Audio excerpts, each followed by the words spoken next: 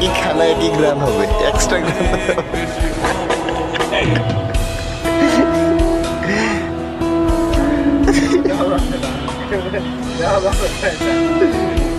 আরেকটা এটা গ্রান কিন্তু সেমই থাকবো।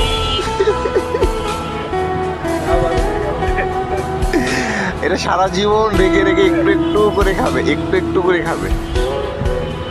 বাহ, চমৎকার চমৎকার।